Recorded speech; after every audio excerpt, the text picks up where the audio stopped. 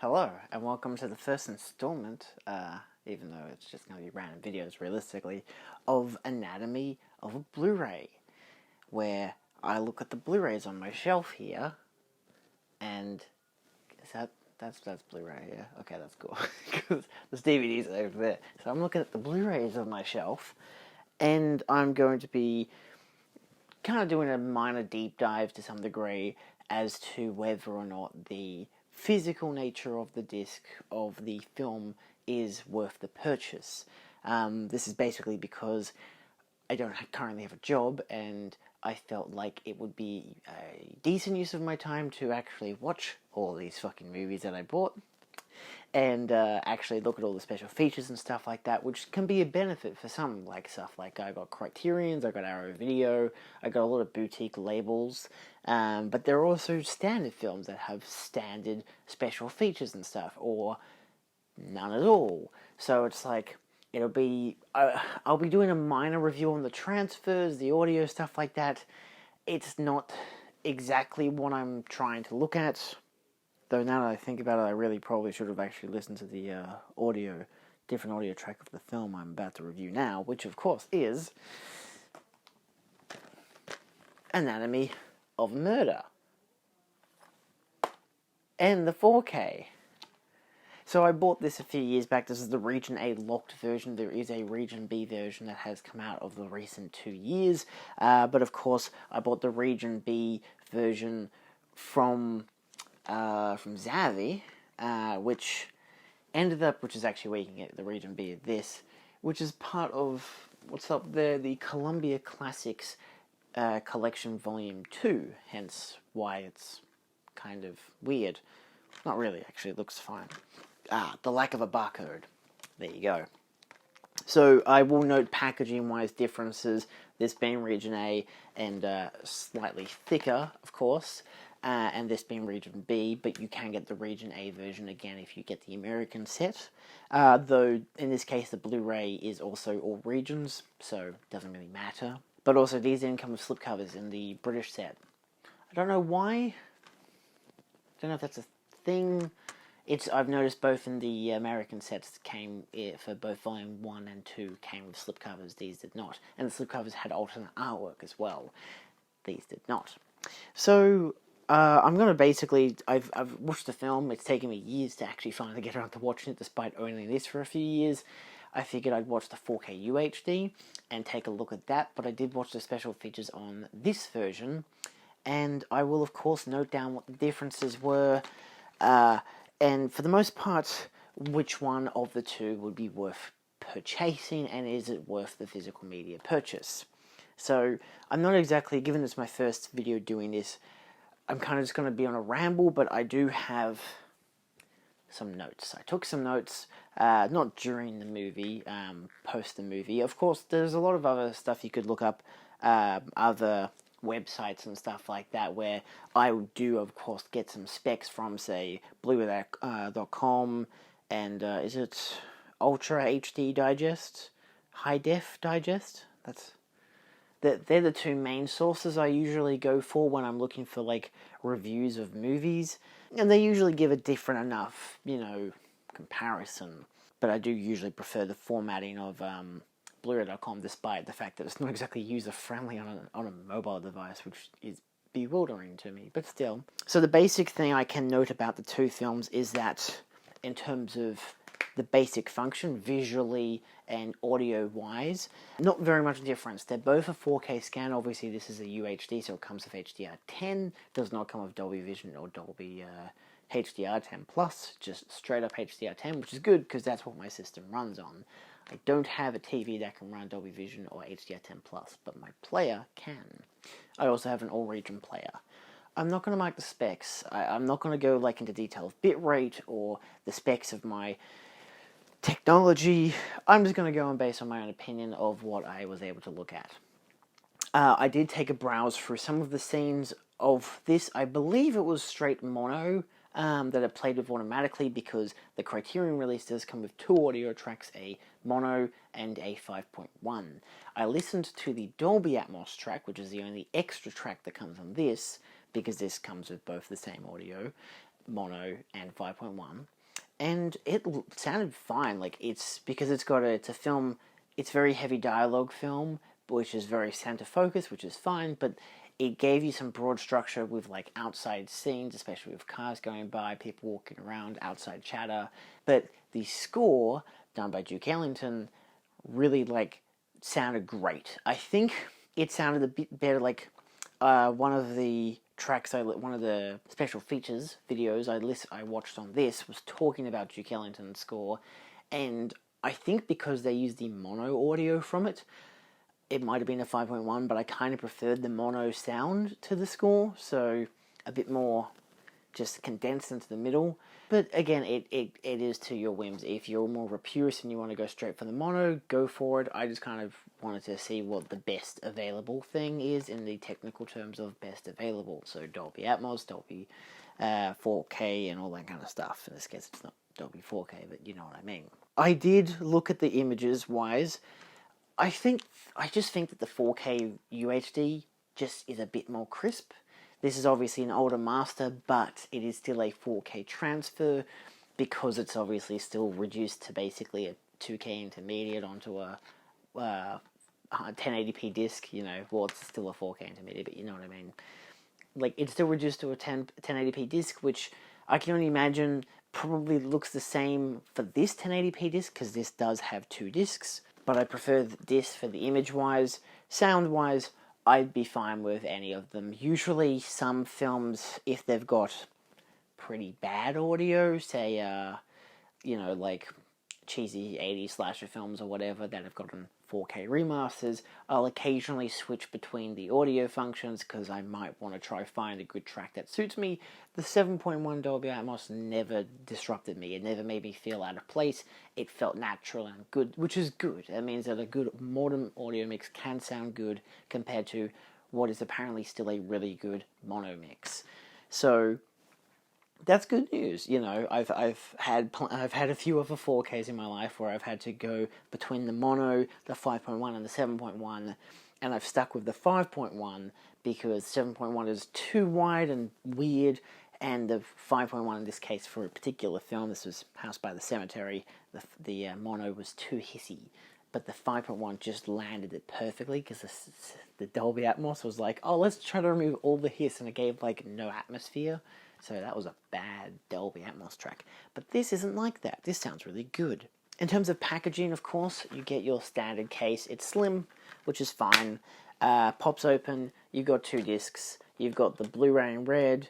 You've got the 4K in yellow. Of course, you do have the problem of all of those bloody stickers. I don't know if the 4K for the because this is just a British, you know, a UK, not UK, a European thing where they have the German label, they've got the another label, it's probably French, I don't know, the British label, so you've got your discs smothered with that, but, and of course you've got your case with it as well, but in this case it doesn't really detract from the artwork, I don't think, too much. In terms of casing, it works fine. It's a nice rigid case despite it being quite slim. It works fine. I didn't check the Blu-ray on this one. I didn't really care to because realistically, actually I did. I did only because I wanted to check what the special features was differently because there's no special features on the 4K disc, whereas there are on the Blu-ray disc. The Blu-ray disc is where all the special features are, so if you want to watch the audio commentary, you're restricted to just the Blu-ray, which kind of sucks, but at the same time, that's also what competes a decent uniqueness to the Criterion. So I'll get into the special features in a second, but I'll focus on packaging for now.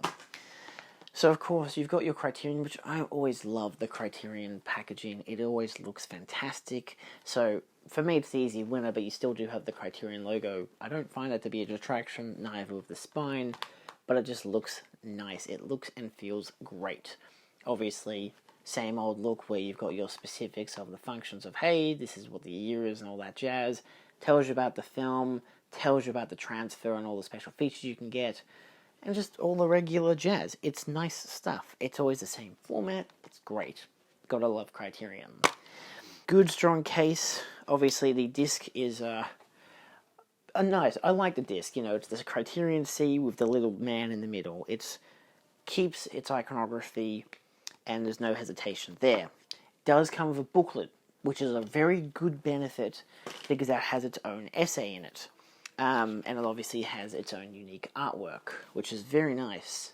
So this, I haven't read through all of this. I don't really think I will, personally. But it does have cast and credits. It has an essay called Atomization of a Murder by Nick Pinkerton. And Joe Walsh in Juicy New Role by Ernest Haveman. And then, of course, after you get through all of that, which again, some nice colours, behind-the-scenes stills or production stills, a lot of text, bulk text, which is fine. It's easily readable. Nice shot there. I still like how they cut the lines in between it. It's an iconic shot. Yeah. I mean, it's decent stuff. So that's talking about the judge more, which is interesting. And then, of course, once you get past the essay, you get to your about the transfer, where they describe in classic Criterion fashion, talking about how they did the transfer and everything like that, who was supervised by, doing its, credits, and then, you got your special thanks and your acknowledgements, and your final page with production credits furthermore. And yeah, then another final image. So it's a nice booklet. Oh, as well as some interior artwork, which is quite nice. So in terms of packaging, obviously Criterion wins. You get the booklet, you get the film, it's a 4K transfer. It does look fine on the standard Blu-ray. The UHD, obviously, with the HDR, gives it an extra pump, which I think makes it fucking dazzle.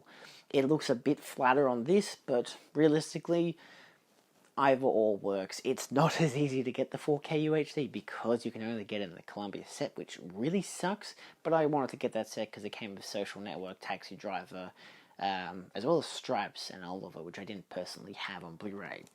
So that's a benefit for me. But it is expensive, but it was like $45 a Blu-ray, which was fine because it's like, hey, you get the Blu-ray, you get the 4K, you get special features, you get a whole new remasters and transfers, you get 6 films and a booklet and a really hard case. It's pretty nice, and they all come in individual, cases, so you can easily slot them back onto the shelf. I think it's a pretty nice set as an overall. So in terms of packaging, I kind of can't just compare this by itself. So, visually, prefer the 4K. Audio-wise, you can go with either. This just has the added benefit of a Dolby Atmos track, which I think sounded really nice. Packaging, individual unit Criterion wins because it comes with a booklet and it's just a really nice case all around. But because this isn't an individual unit and it comes with the bigger case, you'd have to be sold on the bigger case. Which personally I was, hence why I bought it. Also I missed out on Volume 1, which only came out in the US, not the UK.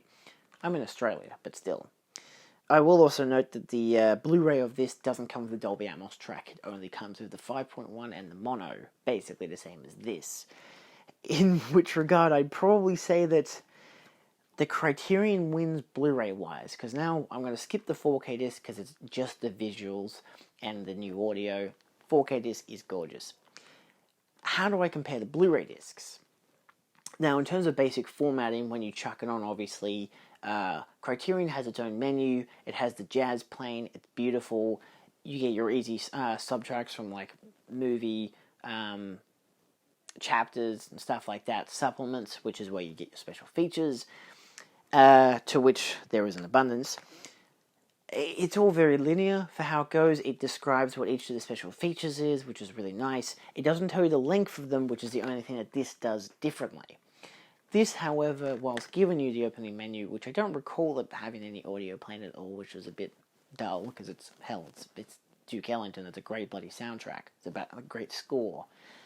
But it contrasts to the 4K by, they both just have a bar at the base just saying, play, chapters, and settings, but then it also has special features, well, it just says extras in this case, which it does have your regular, it's becoming a new trend with 4Ks and Blu-rays, modern ones. I think it's a Sony thing, where they've got a bar along the side which just has little cards, so it just have visuals playing on the side, so you're like, oh, that looks visually interesting, I want to watch that, which is not exactly great when they're all just talking head interviews. So this is the one that has I'd say there were special features, but it's hard to say. And this is where it gets tricky for me. So this list's saying that it has a Gary Giddens interview, a Pat Kirkman interview, a Foster Hirsch interview, excerpt from Fire in Line featuring Otto Preminger, and a theatrical trailer. Everything about that is identical to this. This is phrased a little differently, where it says Gary Giddens interview. It's actually noted as Duke Ellington. So on the screen it will say Duke Ellington, but on the special features part here, it does actually say critic Gary Giddens explores Duke Ellington's score in a new interview. It's pretty simple. This is more descriptive as to what it is, whereas this just gives you Gary Giddens interview. A normal person wouldn't be like, oh, I love Gary Giddens. Not exactly very, catchy. So I have to give Criterion the plus in all of these areas. Of course, this one says new interview with Otto Preminger biographer Foster Hirsch, which is also in this, of course. And a look at the relationship between graphic designer Saul Bass and Preminger with Bass biographer Pat Kirkman, which is just known as Pat Kirkman interview. I watched all of these. That was my actual least favorite, just because the Pat Kirkman's not a very interesting person to listen to. It's not a long video. Most of these are like between 10 to half an hour. That one was about 20 minutes. Of course, the Sony one actually tells you how long each of them are, but if you just have a little details section on your remote, it tells you how long it goes for. So, in terms of specifics on the runtime, let me check my little device here. So the Foster Hirsch interview is a 30-minute long interview covering the life of Preminger and how his upbringing, initial films, and conflict with censorship led to Anatomy of a Murder. The Otto Preminger interview is 10 minutes long, and it's actually a TV debate about censorship between Otto Preminger and another guy, but it's got an audience and everything there, so it's more about his views on censorship, which is quite interesting. And for it to be a 10-minute thing, you're pretty much done by the 8-minute mark, but you get the point. The Duke Ellington interview is a 22-minute interview with Gary Giddens discussing Ellington's contribution to the score of the film. This is the one that I personally think is the best one. I do like the Foster Hirsch one, but that one's mostly just one guy talking with images laid on the screen occasionally, whereas formatting-wise, the Duke Ellington one actually cuts to clips of the film, which is what I think shows the 4K transfer, plus it shows the mono audio. I'm pretty sure it's the mono audio. It might be the 5.1, it wouldn't surprise me, but it does show Duke Ellington's score.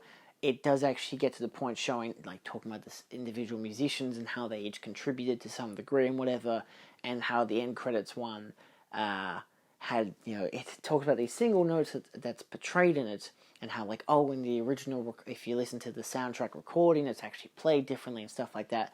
But the audio mix for it sounded a bit better than in the Dolby Atmos. That was the only thing I didn't like about the Dolby Atmos. It was just a bit too sharp on those last few notes. A bit too squeaky.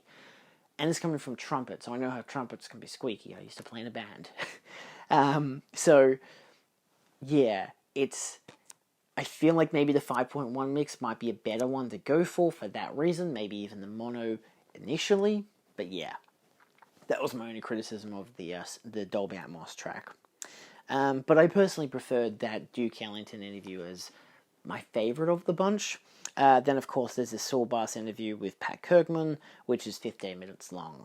And it's just kind of draining listening to her talk about it. To be fair, it's very interesting stuff, talking about Saul Bass and everything, and how his relationship with the director and stuff, and how that led from advertising to him becoming this famous guy for making these intro sequences to films. It's an interesting story, especially if you haven't read anything up about it before.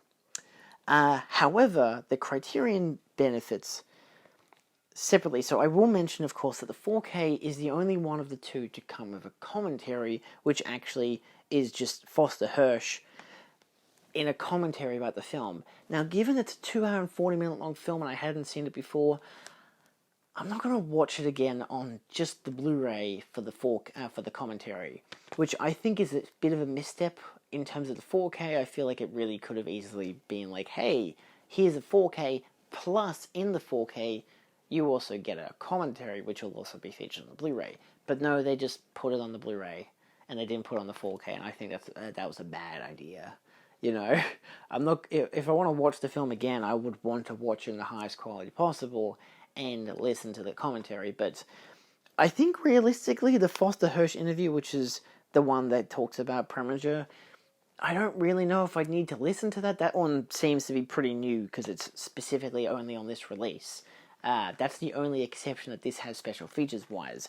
But given there's no audio commentary, and currently in terms of making these videos, I'm not really wanting to listen to a lot of the audio commentaries unless I've seen the film before and have no interest to actually watch the film and would prefer to listen to an audio commentary. But I can imagine that, especially with a 30-minute interview already with the same guy, that it probably already covers a lot of what happens, you know. So I'm like, it'd just be crossing a lot of the same information, but over a 2.5 hour long period. That's what I can interpret, but I don't really know. I didn't take a listen to it. So I have unfortunately, no opinion on that. But that is at least an exception. Hey, look, an audio commentary, while still being a limitation as well. So what can I say about the rest of the special features? So, whilst this has all the same special features, it has a few bonus ones, including a 5-minute newsreel, which is basically just like a local news team talking about how, oh, look at these famous people, they're coming to shoot their film locally in Michigan, how cool is that? But they also briefly mention how it's based on a true story and all this kind of stuff, but then showing some, like, test reels from, you know, day one footage and stuff like that. So I'm like giving you an idea of what Otto Preminger is like and his directing style, which is quite unique. So I'm like, that's actually pretty nice for 5 minutes.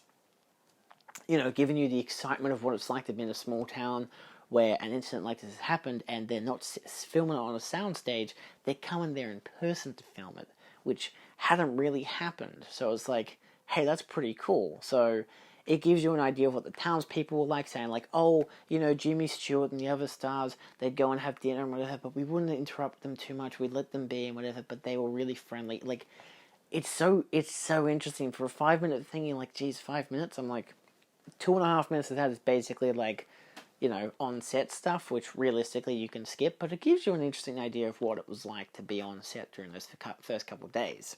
Then you've got some behind-the-scenes photographs by Gion Millie. It's Gjon. I don't know how to pronounce that, but it's just behind-the-scenes photographs of the cast, a lot of the lead actress, and some in color as well, which is interesting.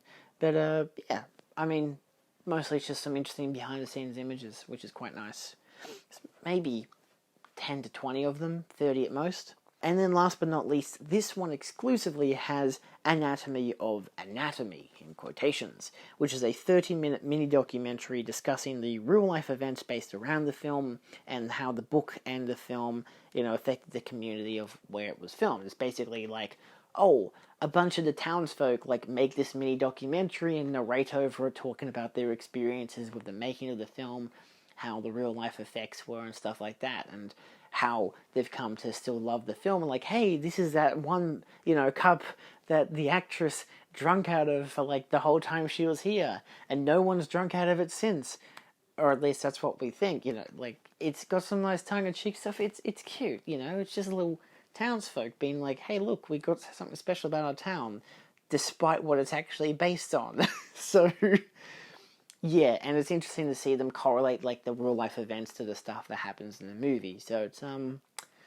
it's really interesting stuff. I liked it. It was just a cute little thing. It wasn't amazingly produced, but it was pretty decent for what it was. And then of course both of them come with a trailer. But yeah, I mean, outside of that, there's nothing really to note. So in end of which one would I prefer, visually and arguably even audio-wise, I'd go with the 4K UHD, but realistically you're fine with the Criterion, whether you go with the Region A version from, you know, wherever you get it in the US, or Amazon or whatever, or you can get the Region B version.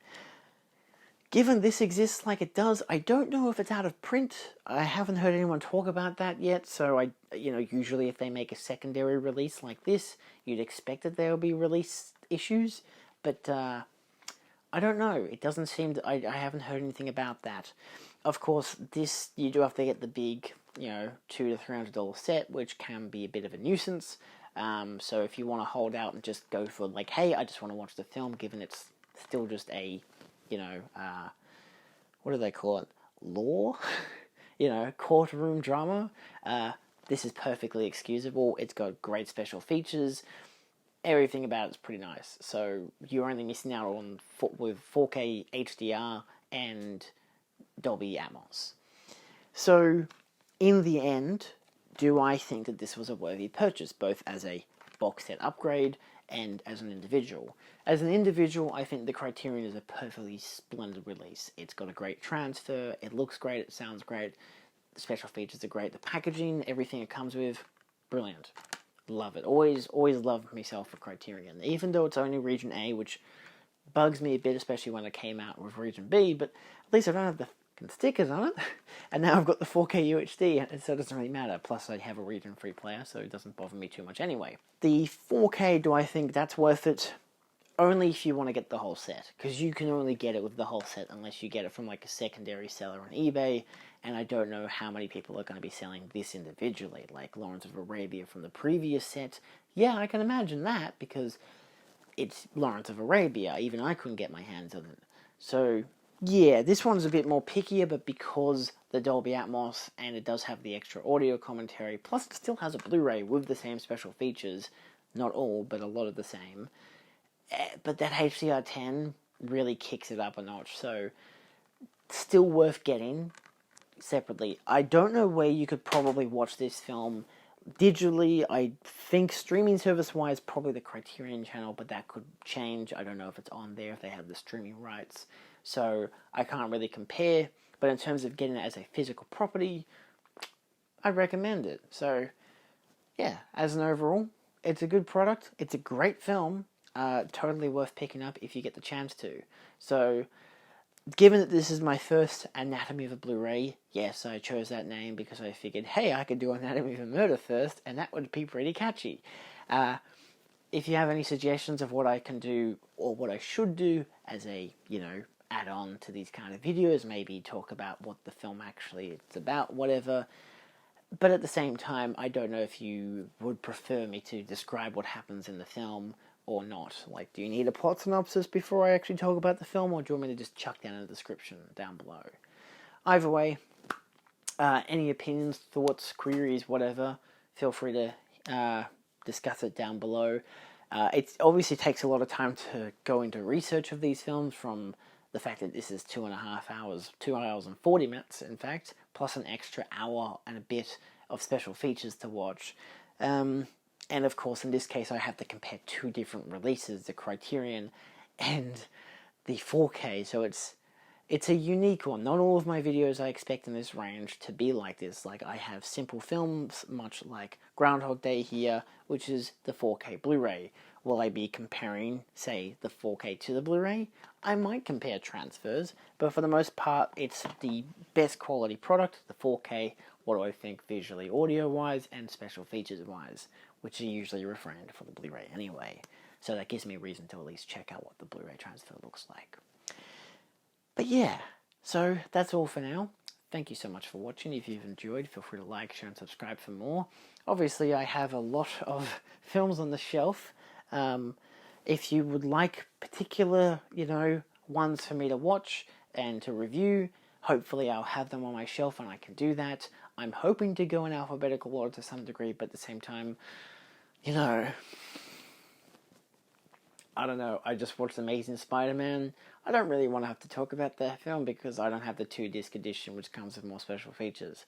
And I don't really want to have to listen to an audio commentary for that film. So, I'm not going to look at all of these Blu-rays, but a good amount for as long as I can.